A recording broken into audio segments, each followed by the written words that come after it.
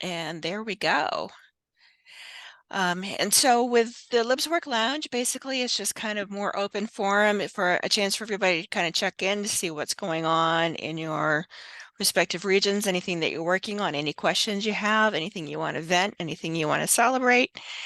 Totally up to you. I will call on you if you're feeling very shy and quiet, just because I'm interested in knowing what you guys are doing. So does anybody want to speak up first?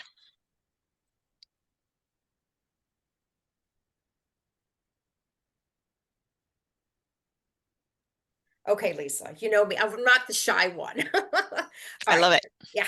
Um, Honestly, I was thinking before I got on, Delaware Libraries is kind of doing the same thing, right? We're just plotting ahead, trying as much as possible, doing everything. Um, we did get some planning money for the broadband, which is good.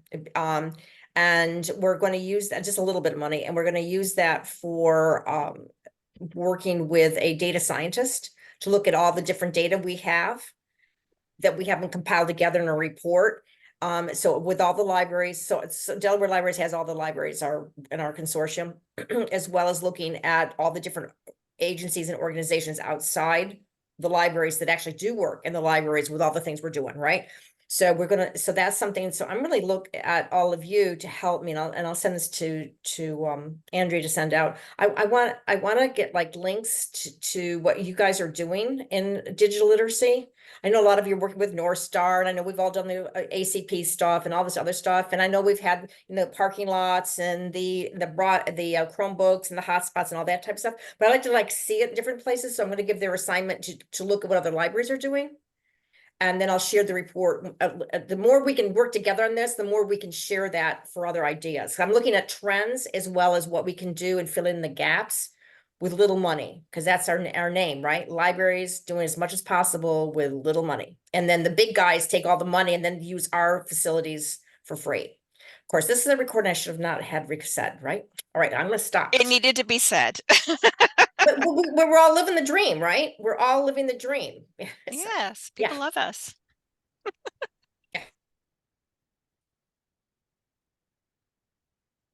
Hillary, what's going on in Kentucky? Well, good morning, good afternoon to everybody. So today I just reminded folks that in Kentucky that they are welcome to participate in a statewide job fair initiative. It is voluntary. They can participate however they want. They can have an in-person job fair. They can work with their local adult education providers to have classes for GED or learning about your GED. Our Kentucky Educational Television, which is our PBS affiliate, has offered to provide demo accounts for libraries that participate, and it's open to academic school or public libraries. And we have a grant here with the University of Kentucky and Department of Labor to returning to employment after injury illness network. And so they have also provided resources and are willing to do virtual sessions to help persons who have been injured, not on the job, but either due to illness or injury that's not workforce related. And so just lots of different things. That it's going to be during National Library Week, and however the library wants to participate is up to them. We had a school library last year that did different things during the week, had their career counselors come in and do some stuff, had related to prepare for a job interview and what types of things to be aware of when you're doing a job application. And so just lots of different things that they can do. And we want to leave it open so that small libraries and larger libraries can participate as whatever works best for them. Are they working with the Division of Voc Rehab for that? Like, do you have that division with the Department of Labor there? We do. They actually, I think our Voc Rehab is with my cabinet, which is Education and Labor. So Okay. yes, and they are Retain Kentucky is with. It's a national grant, a federal grant rather. So it's only 5 states received it, but Retain is working with Voc Rehab. Oh, nice. And, so yeah, just whatever resources we can provide to libraries that are wanting to do this, we want to let them do. We had one library last year that had presentations by their adult ed to help folks just in their area get connected. So what if it's related to workforce, we're pretty flexible about them participating. That's fantastic. For folks who are just joining us, this is our LibsWork Lounge meeting. We're going until 3 o'clock today. You're welcome to lurk if that's what you're here to do. But basically, it's just a chance for everybody to kind of report out on what's going on for either initiatives or your regular work in your particular region, anything you want to share, ask, speak out about one way or the other. And so feel free to unmute and jump in and start talking, or I'll pick on you. Hello, everybody. I'm Marian. I'm new to the group. I'm from San Jose Public Library with SJPL Works. So it's nice to meet everybody. Welcome, welcome. Yeah, thank you, guys. So in terms of what's new or recent with us is like, well, it's a new year, so we actually have some new foundation and grant funding that's coming in. So we recently had a meeting with one of our foundation department to kind of give a tour of our little space. The hope that we're trying to get with our space is updated furniture because we have since we opened, they're kind of get our chairs and tables kind of old and dirty. So we're hoping to get into some new furniture and as well as new AV system because now that we're going back in person, so our space is being used a lot for various meetings and workshops. So we definitely want a new projector or better quality projector. So fingers crossed, we'll get those what we're looking for. But that's what's new with us here in San Jose. That's excellent. Thank you. I've noticed there's a lot of grants that are going out either for, like, in Maine in particular, we've got grants coming down through our Department of Economic and Community Development and the Connectivity Authority for a lot of capital type things, which is nice because in the past those have been kind of hard to get. But now we've got so many capital equipment and supply grants that people are kind of like, but what we need is funding, operational funding for people. Is anybody else kind of running into that dilemma where you are, or have you seen anything that's been able to kind of help you support your operations and or help your libraries support operations and people? Or are we all in the same boat where it's like more bricks, but not more people? Yeah, kind of seeing some nodding.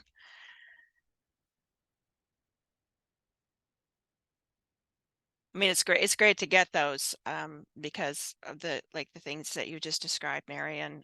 There are a lot of we've got 250 plus public libraries in Maine, and a lot of them are these really beautiful old buildings where they weren't built for technology. One questions whether they were even built for humans to use. So, like, the air quality was crap, we learned in some of them, or the wiring was really bad. So those capital funds are definitely useful to come down and kind of deal with that too. Lori, what have you got going on? Or are you lurking with us? It's okay to lurk. No, I'm happy to speak up. So I'm here in Multnomah County in Portland, Oregon. I'm the workforce development librarian for our system. I haven't been at one of these meetings for a while, so I'm glad to be here and check in. And I always appreciate these for information gathering. I've only been doing this focus for about 3 years now, which still feels really new. So I was always trying to be the expert. So we work pretty closely with our sort of federal one-stop WorkSource Oregon, who does a lot of great, wonderful things. So I rely on them for a lot of that. In terms of skill building, I've been using North Star. We're looking forward to having some kind of learning circle program to help our patrons, especially our Spanish speakers, to utilize and get something out of that. We've had it for about a year, but we haven't really done anything with it. It's been sort of passive, and I don't think a lot of our patrons are using it. So we're hoping to have some more of sort of some guided informal help with that. I also have a local presenter who's a bookkeeper who works with an organization that sort of has a social justice anti-capitalist bent and is doing a 17-week program for basic bookkeeping. And we did it last year and are doing it again this year. And that's been pretty amazing, just giving people a chance to have something to put on their resume. It's not a certificate, but it's just, hey, I know the basics of bookkeeping, and especially for small businesses might be really valuable. So that's something great that we've been working on. I've also been really working with partners in our community to just use our space and bring what they know. So mostly, for example, we brought the city of Portland in, and they do presentations about how to apply and be successful in getting jobs there. We've also been working with Goodwill about the services that they offer in helping job seekers. And we're working on having them come in and deliver computer skill building classes. So a lot of that kind of stuff, who's out there who already does this and does it well, needs space, could use our space, but that's always a lot of negotiating and logistics. We are lucky to be a library district, well funded. Of course, we can always use more people, more staff people. But in terms of that, we're okay. And then we had a building pass. So we're building all new buildings. So we also had very small footprint. We have one of the smallest footprints for a library system of our size in the nation in terms of what our buildings were like. So we're getting many new buildings that'll have a lot of technology stuff, space, be compatible for human use. But that also means that we have at any given time about 6 or 7 of our 19 libraries closed for that to be happening. So that's had a big effect on our patrons to, not being able to use their local library, having to travel. So that's kind of a good thing for the future, not so great right now. So those are some of the big things, good and bad, that I'm dealing with right now. That's a lot. I mean, that's just like a lot to kind of deal with. And it must be, do you share the staff amongst the system? Like, are the More or less. So we do have just like my particular program is meant to be system wide, but each branch has a set staff. So we're kind of working together when things are happening in a location to make it work. So, and we are working on being better at being a system instead of siloing into branches, because of course we have a lot of patrons and community partners that overlap in those areas. Yeah, that helps. Jennifer, I was so happy to see a Zoom kitty make an appearance. It's not a Zoom meeting until there's a cat that makes an appearance, which reminded me, Alta, do you mind if I make you a co-host, only just in case something goes wrong on my end? And no problem. Go Okay, for it. thanks. Yeah, he only decides he needs attention when I'm in a meeting. I was in a meeting with some of my colleagues yesterday, and the denser and rounder of my 2 cats decided she needed to be right on my keyboard tray. So yeah, yeah, I hear you.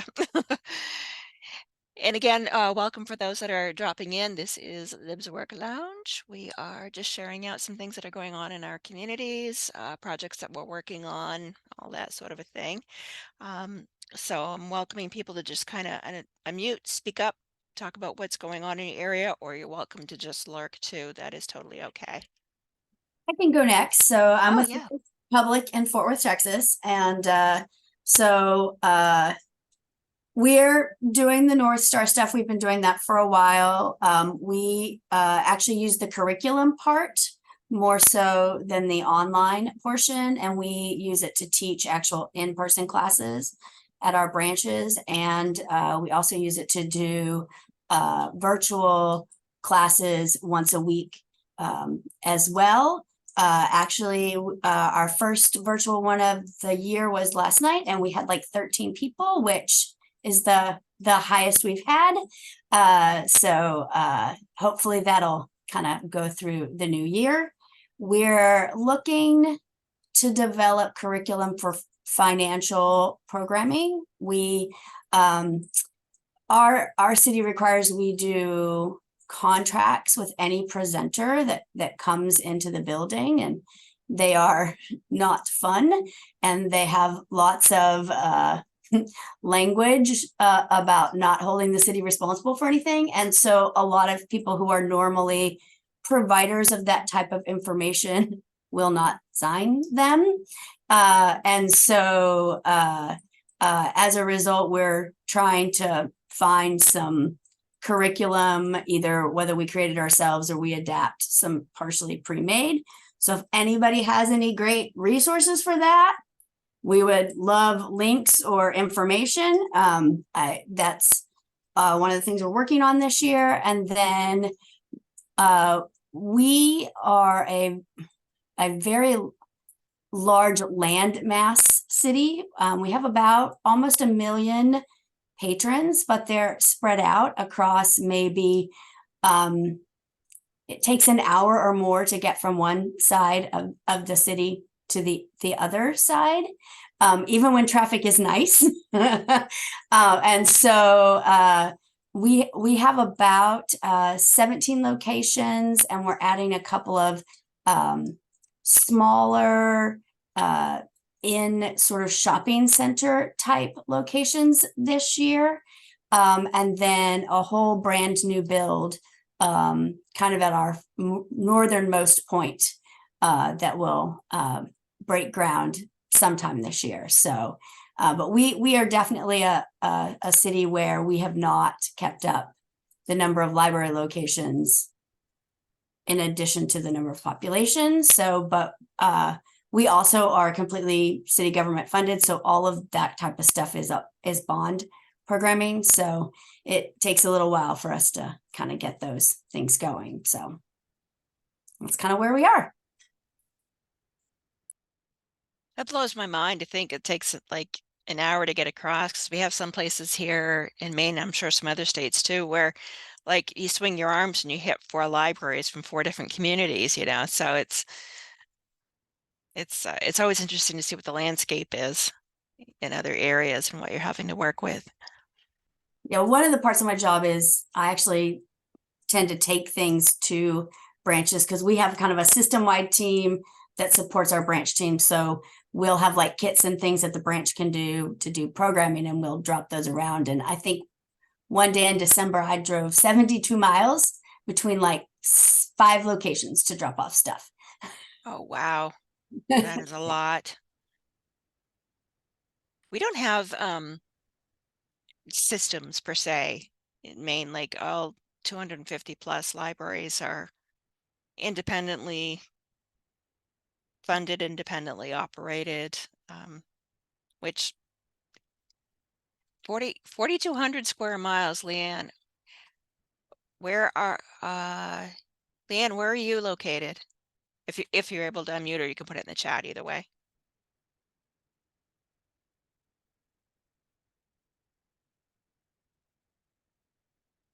I'm in Southwest Washington State. Oh, okay. We That's serve wow. 3 counties and part of a 4th. We're actually the neighbor of Lori's Multnomah County Library.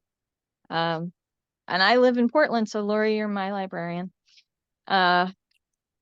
We have over a dozen full service libraries in our area, and about half of our 500,000 or so population is rural, and the other half lives in a city that's just outside of Portland, Oregon, on the Washington side of the Columbia River. So we have a lot of spread out space between communities in 2 of our counties, and then kind of a split between rural and urban in a 3rd county. And it takes, in terms of driving distance, we can have I'd say it's about 3 hours between our 2 farthest points, one to the other. Yeah, it's fair distance to have to cover. And Emma, I did see where you're having some issues. Yeah, Delaware, y'all are like you're so compact. Yeah, and Rhode Island, right? But Yeah. that's why you can't compare data alone unless you get all the statistics, right? And so Delaware we have a lot going on, and everybody's helping everybody, and it's really fantastic in so many ways. But it's not fair because literally to places that are more spread out, because we can go to, we know everybody, right? And I'm not even exaggerating. We tease about, the 6, knowing 6 steps, what is it called? With the 6. 6 degrees of 6 separation. degrees, right? We always say it's 1 to 2 here. Yeah. And it really, it's crazy. So anyway, so don't feel, if you get jealous of some of our stuff, don't, because we've got an unfair advantage that we're using. I just want more money to the libraries. Mhm. That's all. I really want that money for the digital equity piece.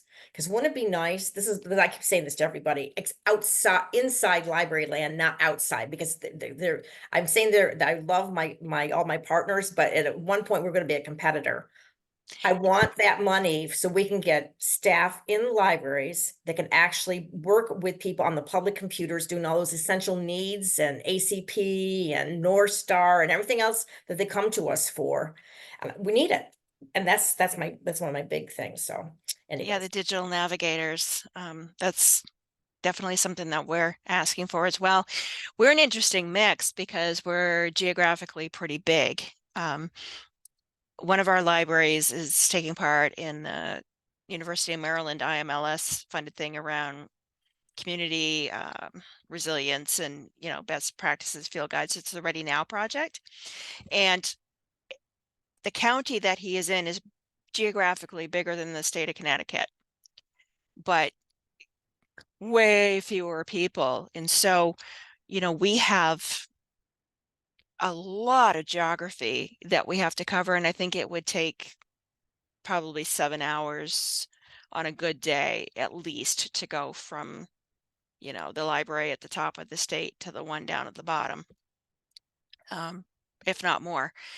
But there's just a little over 1 million people in this state too, so you're going to see the same faces at different meetings and different agencies. Like, I don't even know if we have 6 degrees of separation like you, like everybody, but we've only got that one artery of 95 that runs up through part of the state, and that's it. And everything else is rural.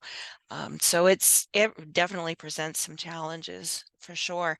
We've had funding that's come down through our state's DECD office for remote work in libraries. And so we have a cohort of about, I don't know, 20 or 30 libraries that got funding for building out space, equipment, or whatever for remote workers in the state. Is anybody else doing anything around remote workers in particular in your states or your region?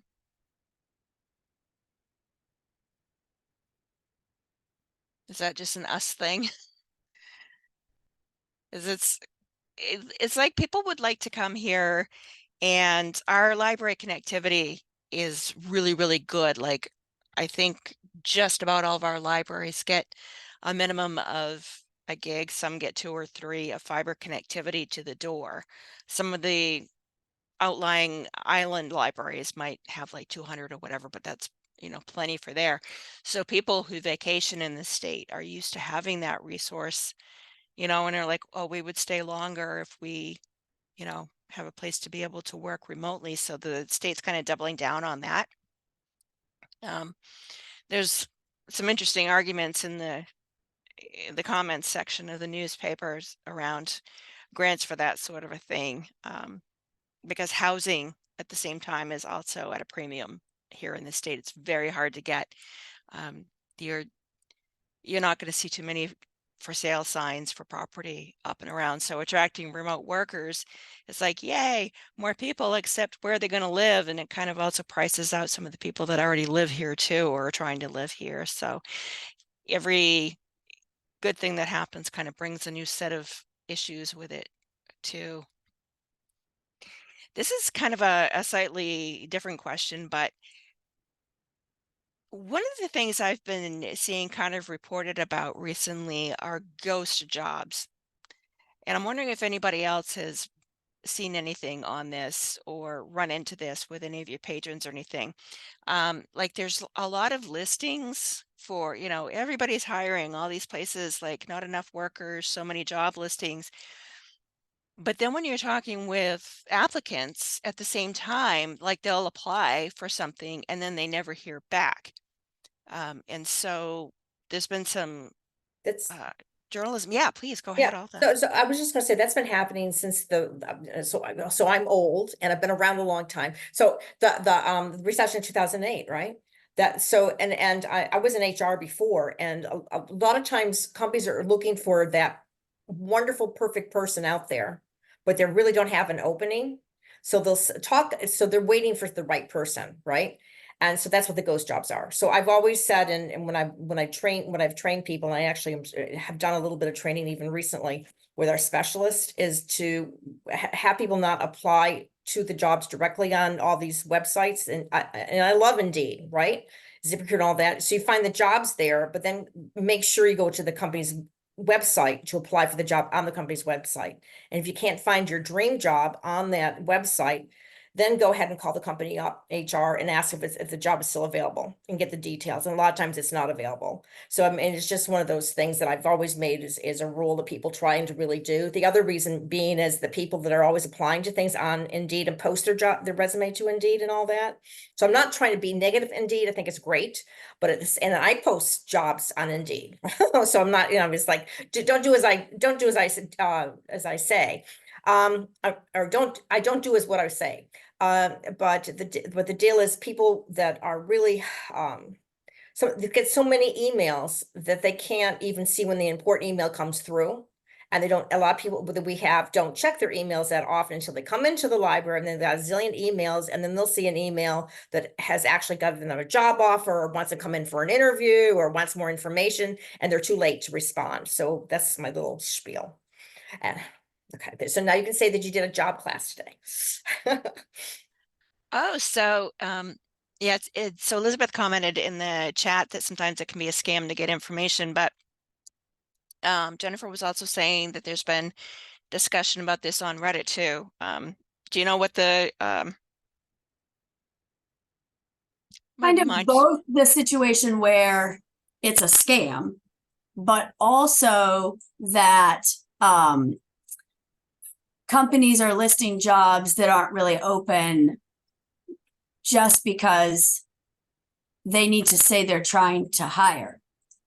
And so there's a specific Reddit, I think it's about work in Reddit, where they also talk about you apply and then, no one responds back to you, or you get they interview you and then they change what the job actually is. Lower salary, those sorts of things. Yeah, there's been a huge discussion about that on Reddit the last couple of months. Or in a completely different state. Like, yeah, great. You're Yeah, willing to move. lots of things about listing fully remote and then getting the job offer, and it's either not remote at all, or it's hybrid with one remote or 2 remote days a week at the most. Yeah. It is super challenging, I think, working with especially young people. And also, I'm with you. I'm Gen X, so younger for me is going to be millennial and down. People who are so swamped with scams, to that when there is something that's actually legitimate, like something that's a program through one of the workforce agencies or whatever, there's a whole lot of skepticism that comes with that. Like waiting for the other shoe to drop, or how much is this actually going to cost me? And you try to say, well, it's literally already funded, and it's getting increasingly harder to have people be able to trust, to come in, which, as far as I know, if my information is bad, let me know, but I think most of them still trust libraries to a certain extent. So they're still kind of willing to come into us, which is, again, great. Everybody loves us. We need more librarians. We need more people to help the folks that are coming in. But it really is a point of privilege to even know that you can go for help, be where to go for that help, and see to have the wherewithal to get yourself there. And the idea of picking up the phone and calling an employer, I think, is anathema to a lot of people. Like, Nope. You know, so there's that extra layer of not even just we've gone from a job seeker activity in libraries to workforce development in libraries to trust us, it's not a scam in libraries, and that's kind of a lot, I think, to take on. Job fairs, employers there, but maybe only looking for one particular job, or not really anyone. I've been teasing around the idea of having a kind of a flipped job fair where people, young people especially, can bring in the skills that they have, you know, whether it's around video editing or podcasting or all of the ridiculous things that people have to do with social media, from understanding their legal rights to how to file their taxes, you know, and everything else. And there's a whole lot of slap suiting each other for things. Um, there's like a gold mine of skills there that I think a lot of employers don't know that a lot of people have. And so rather than, you know, having a bunch of people come in with an application that may or may not lead to an actual job opportunity, of maybe kind of flipping that around. Have any of you done anything like that in the past, or worked with anything like that?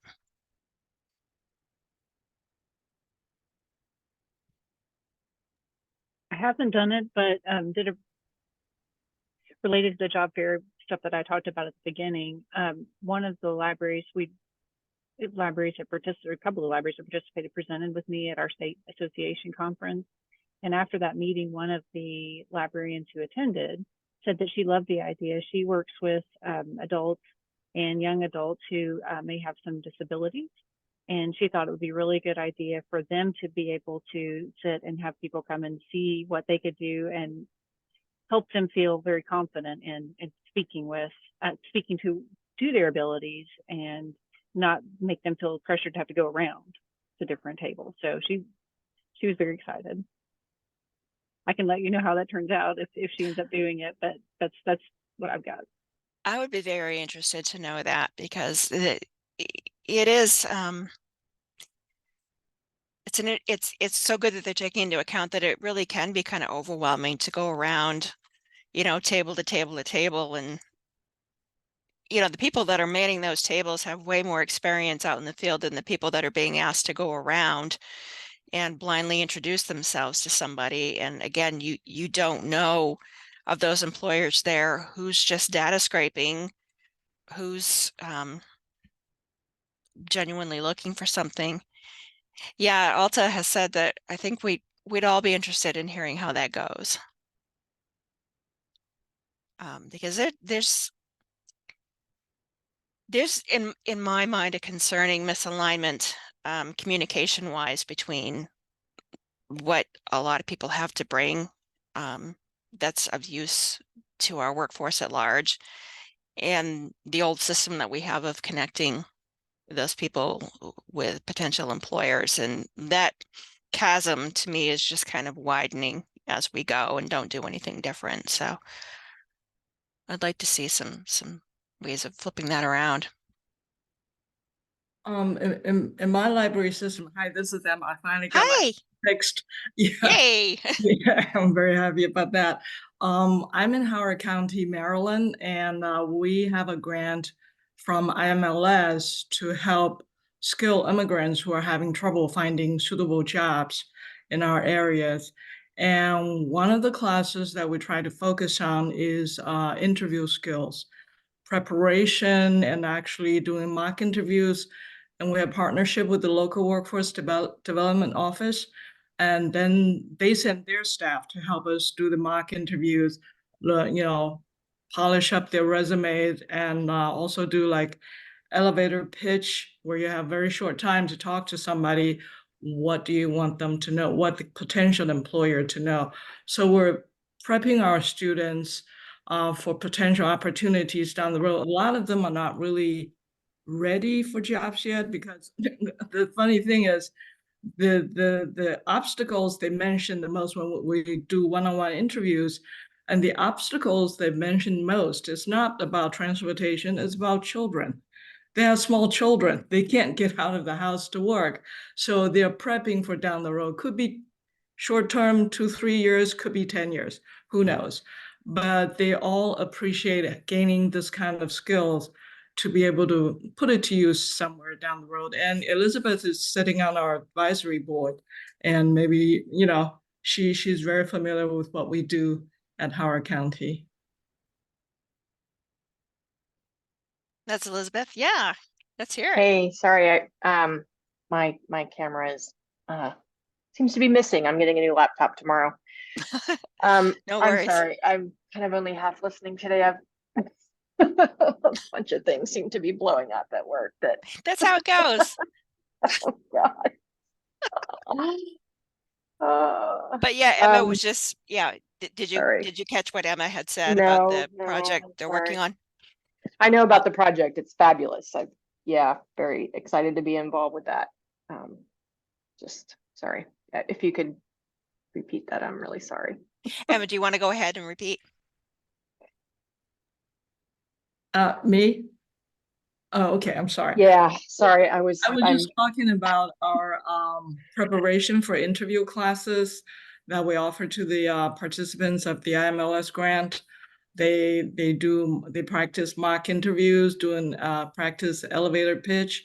So once the opportunity comes along, they get a chance to really put it to use.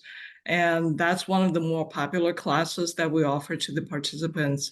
And actually, I think one of my coworkers, Ben Hamilton, did a presentation about the project to this group here. And we were able to recruit, I think 5 or 6 different libraries to join us to kind of learn the service model we're trying to, that we have developed through the years. There are different levels of service that we deliver to our skilled immigrants. And these libraries, they are interested in joining us and learning and see if they can adapt some of what we do here to their local communities and, try to start serving their immigrant community as well. Our first training is actually this Friday. We have 6 one-hour trainings on Fridays starting this week for 6 weeks, consecutively for 6 weeks. And each week for 1 hour, we're going to talk about what we do here and share with the libraries who are interested. And, not everybody is doing the same thing, but our goal is all about helping people find jobs and serving the immigrant communities. So if you're interested, please shoot me an email. I'd be happy to share information with you.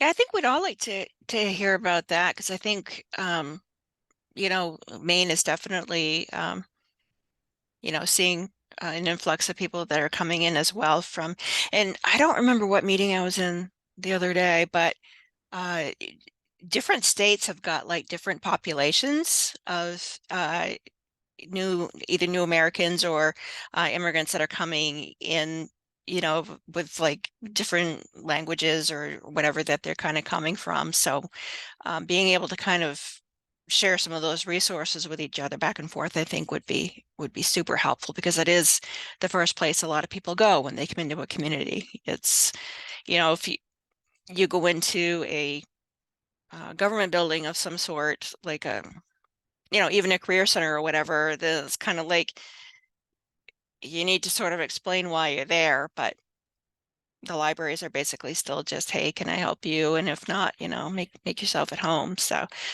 one of the things that Vermont has that I think is really neat on their website or the state library in Vermont is a basic breakdown, and they had it translated into several different languages, not just using Google Translate, but somebody who actually knows how to translate. But basically just what a library is and what the library services, the basic library services are that are offered, which I thought that's so neat, to be able to have something like that. And they were like, yeah, please, by all means, borrow heavily. So I'll dig around, see if I can find the link to that to put in the chat. But just yeah, if you've got some follow up on that, and if anybody's got links to what you're working on or a link to your project or any information about it, feel free to put that in the chat, and Andrea will be able to grab all of that when she goes back and gets this recording later. Miriam, are you a lurker? Or are you able to weigh in on what's happening in Oakland? It's okay to be a lurker, by the way. Hi, well, I just arrived at work and tuned in. My workday Ah, doesn't start until a little later. So put you I right on the will spot then, don't I? totally on the spot. I've been with Oakland Public Library for a lot of years, but I'm new in my position in adult reference services doing workforce development. And I'm just trying to figure out who is doing what in the community already and where we can amplify the services that are being provided, because there are so many training opportunities and so many job placement spaces already existing. We don't need to do that. But right now I'm trying to figure out how to get all that information in one place in a way that can be shared out with staff and also community members. So I'll eventually do job clubs and things like that, but that's my first point of business is to gather the information and share it. We're at the State Library in Maine starting to mess around with the old LibGuides a little bit on some of that stuff. So it's funny, I recommended it to a colleague of mine who works with remote workers through the community college system. So he already knows how to use it really well, and I'm still just trying to figure it out. So that we're going to see if that works. Yeah, LibGuides is a really attractive platform. We have an Instagram page that has existed for a long time. We have about 8,500 followers called Oakland Has Jobs. And so most of the people, the community members who are going to connect with us come through that platform. And it would be something that we can link there. And right now we have a link tree that's nice. It's uncluttered. It leads to our website and some of the library resources that we're able to provide. But I want to figure out how to, all the pre-apprenticeship programs, all of the places where people can go and take computer classes in the community. I want to have all of that in one place. Does anybody have that already? Or can you recommend something, an organization, a library that does have that and does it well? Does anybody else here have something like that already going? Or have like a partner agency that does? Really recommend that you work through the workforce development team, the WIOA with all their members to be able to get that information. But then we put things on our live guide that can be used, but it's hard to get it on one. It's hard to get all that information unless it's a smaller I mean, Oakland's big, right? So it's a lot. That's a lot of info. You're looking to do a lot. I'm just saying, if you can do it, we all want to see it. Okay, I'll keep showing up and keep you posted. It might just be a link tree with different headings that for clarity of presentation, and maybe that's all we need to get the information to people. But yeah, I'll be looking around for examples. We have a regional workforce board in the northeastern part of the state of Maine that I meet with, join their meetings quite a bit. And we have somebody that's actually putting a link tree together with one of those agencies, Miriam. So I'll try to make a note to see how she's coming with that and reach out to you as well. Or I'll just put it out to the list, because what her goal was, and hers again is targeted, especially for young people.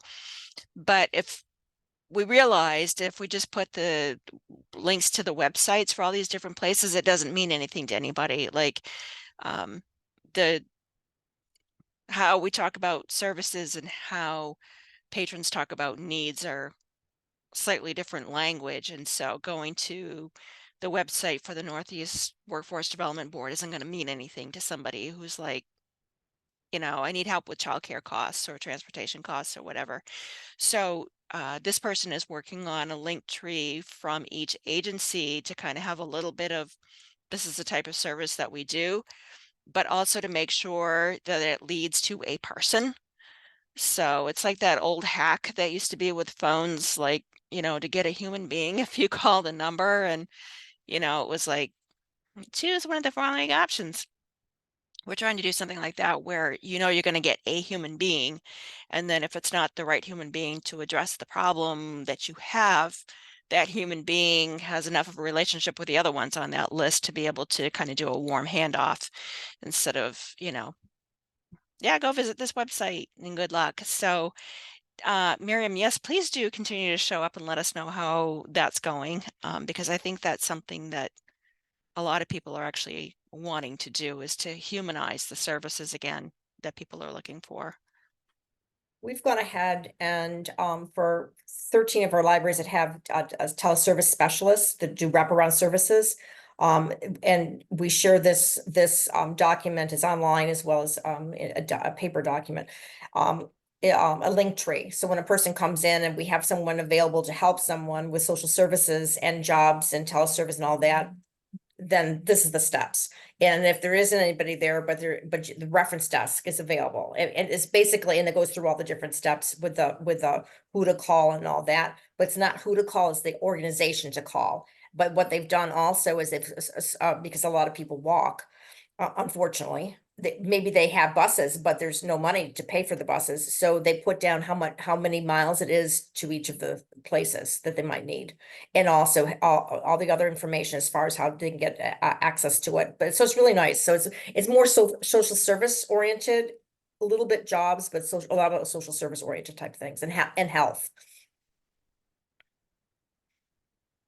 That's fantastic. Is there like a template that they're using for that, or? We use Lucid. I mean, I can share if you want, I can share my, we have set up a live guide that's public. No, I'm sorry, it's not public. It's, you have to get the link for it, but it's not any personal information or our passwords or anything. I've got a Right. separate one. So when I do presentations, I'll let the people be able to access that for different ideas for people that want to do you know, job trainings for their people and all like that. So I really should have shared that with you guys. I'm going to be editing it a little bit, and I can send that out to Andrea to get on there, but it would be helpful. I'm going to do the and I'm sorry, I'm hogging too much. No, you're not. In January, I'm talking to a National Network of Library Medicine for a Oh, yeah. telehealth thing. And then I'm gonna, so I'll have that link on there again on that. But we did for the Northeast libraries for COSLine. I did it for theirs, I just begin with, because a lot of them were interested in the teleservices and telehealth piece. Yeah. Yeah, that's still a popular thing. We have, I don't know, about a dozen or so libraries in Maine that, oh, see, Emily's calling out, said it was great. Oh, good. Yeah, that we're doing, you know, taking part in a telehealth pilot, and we were trying to approach it very open-mindedly, like, hey, if people don't come beating down your door looking for it, that's information too, you know, so that's good to know. And I would be interested, I guess, in the template, Alta, if that's something that you're able to share for that LibGuide at some point, you know, that. Well, I can share. I just want to change the title of it. Yep. Says COSLine on it right now, and I Yeah. want to be able to get it so the people that are on COSLine PowerPoint will still link to it, but I'll change the name, so it's a Okay. general name. Yeah. Oh, perfect. Thank Okay. you. So Elizabeth has asked in the chat, does anybody have any experience with Blue Career from EBSCO? Does anybody here have any experience with that? I have not heard of it. Is it, I can Google it.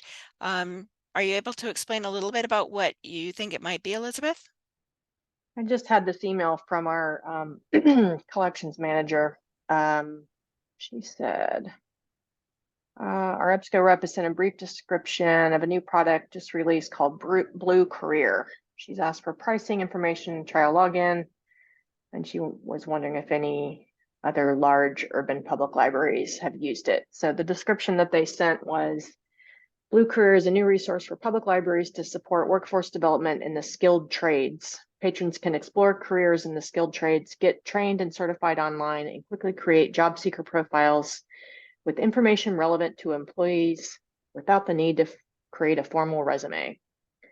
Employers can search for workers with specific skills and then easily connect with job seekers via text message, email, or in the program set up an interview. It can be used to find information on pay and job growth that's updated daily. includes reporting tools for the library that enable you to see concrete results, like how many people found jobs. And here's a I put the general link in the chat, but oh, that I don't know if it's the looks same one. really interesting. Yeah, it's the same one that they sent me. And I guess there's a here. Apparently partner is Blue Recruit. bluerecruit.us. So they are, as or at least from what you're seeing, like working with actual employers. Well, gosh, this stuff is just like, oh my God, it's I find these 'Cause things that's frustrating because it's like folks don't realize that like just purchasing access and throwing something on your website is really not that great a way to get people to use a resource. And like, yes. I'll certainly look at this in partnership with our local, American Job Center folks, but if it's not a resource that they think is valuable, then I'm not gonna even think about it, because something like this to really work, and it's just basically repurposing other resources. So we have a statewide partnership with, and by partnership, I mean pay for access with Monster for our work source, work source is our American Job Center brand. And, don't want to compete with what the big system's doing, and don't necessarily know that this resource that a library company, even with a partner, has gotten all that labor market information is freely available. Right. I don't see a reason to buy access to it, and you just don't have good outcomes when you just throw something up there and hope people show up. Yeah, I mean, I know the intentions are good, but if you do not have the employer buy-in, the actual hiring employers in your region. Exactly. And the last time I looked at something like this, I actually think it might have been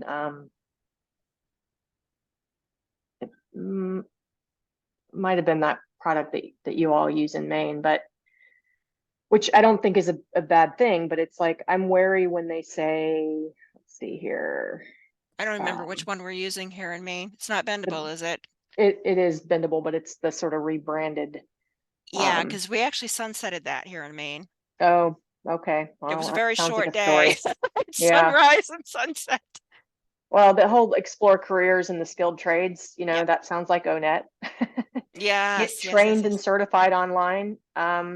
What kind of certification are we talking about, and is it industry recognized? It's just like, it sounds great, but you know what they say about things that sound too good to be true. I'm sorry, I'm having a really No. It's just like, very fair. I oh my find a lot God. of these things are also things that our community college systems are already offering anyways, especially when it comes to a credential of value, because the community college systems will work directly with the Yeah. employer to say, what do you actually need people to know to start work with you? Well, And and when we get, especially the trades, it's like yes, there are tons of registered apprenticeship programs in our state. They've actually, you could have made the argument a couple years ago that like the way to find those was super clunky. They're actually administered by our labor and industries department. The interface was terrible. But they've actually gotten a lot better. And I just like, oh my God. Mm. It's kind of So Emily amusing was to me. asking, is Blue Career and Blue Recruit the same thing? Are you able Apparently to? there's a partnership there. The way it was worded in the email, which I think came directly from them, was the partner in the endeavor. I guess EBSCO's partner in the endeavor was Blue Recruit. Oh, okay. Yeah. So Alta was just put something in the chat too. Just read Good Power by Jenny Rometty, former IBM CEO, talking more and more about certification and skilling up without degrees, new collar work. So now I've got something I want to go look into, because the whole discussion around what constitutes a credential of value has been going on for years. Well, and especially in tech, right? Like that's the Oh, yeah. argument that we've been making for years is that, the formal system, which, basically are colleges and especially the community and technical colleges, like they can't recruit instructors to teach cutting edge because why would you go work for a community and technical college when you can make 4 times as much in the private sector? So you find these companies like Microsoft and Amazon, creating their own training platforms to, basically train the pipeline. And what better point to recruit for folks in those programs than the instructor who's been working with the student who knows how they're doing in the class kind of thing, right? Like they're just Right. creating their own employment, training and then employment pipeline, and they're charging for people to take the training. Like it's, I don't know. I always say that Microsoft buying LinkedIn was the most brilliant, or one of the most brilliant business decisions they made in a really long time. But yeah, because so the credentials, and also because you just can't create content or create a class and have it approved by the time you get that through the system. It's not relevant anymore, so you kind of have to do it within existing frameworks. And so credentials are more agile, especially in tech. So but then it's taking that that sort of book knowledge and creating the apprenticeship experience. And we're starting to see a lot of those in tech sector here, and also in clean energy, because that's, big with our governor and other places, tons of funding for it. And they're like, oh yeah, we're targeting folks who are, immigrant and refugee populations and low socioeconomic communities. And it's like, well, then you're going to create this free training program that just happens to be like 9 to 5 Monday through Friday. And what are those people supposed to do to pay their rent during that time? And it's just like, really? Right. And the child care issue that we talked Yeah, about and you earlier. think that they have savings to like provide for their families for the 5 months that they're in your free training program? Like, oh my God. Yeah, it's a little frustrating when we do get some grant funding for stuff that almost addresses the exact combination of problems you're dealing with, but not quite, Well, and I'd it's, say that is a huge gap. yeah, Huge gap. So, that's super frustrating. okay, I'm gonna mute again. I'm way too cynical today. Well, that's okay, because we're about to call it a wrap for the day. Anyways, Elizabeth, though, I am going to ask you, or Hillary or Alta, do you guys remember what we're doing at our next meeting? Because I don't. I can't remember for sure. I'm facilitating it. Let me look and see my Okay. email. But I'm helping facilitate. So I think Okay. Andrea's was looking into something, and I'm also looking into something but it may not be February for us. So just a second. I'm letting Hillary look. I'm just sitting back. I know. I was gonna feel bad about not knowing, but Don't feel bad. So if anybody's not getting these emails on the regular, hopefully you are, because you got the link to this meeting today. I'll put my email in the chat at the very least, so that you know when these are coming up. But please join us. We do have a group on LinkedIn. You can find us there. I think it's under LibsWork. And we do these LibsWork Lounge kind of open meetings every once in a while. Just to kind of give everybody a chance to weigh in and see what's going on with stuff. But we generally have some speakers and presentations lined up. So we meet the second Tuesday of every month at 2 p.m. Eastern time. Well, drum roll. I don't have any. Okay. It's still to be determined. Oh, okay, no worries at all. So watch that listserv. You'll see what's coming next. Or if you're like, well, hey, actually, I have something I want to talk about or somebody I want to bring in, that's cool too. We love that. So anyways, thank you all so much for coming today. It's really good to talk to you guys and see what's going on around the country. Feel free to chuck stuff into our not really listserv, whatever, mailing list, anytime you've got questions or ideas and some things that you're working on. But otherwise, I look forward to seeing you February something 13th at 2 p.m. Eastern time. Thank you all so much, and I hope nicely you have a done. really great day. Thanks, You Lisa. too. Thanks, Thank you, everyone. Lisa. All right, bye-bye, guys. Bye-bye.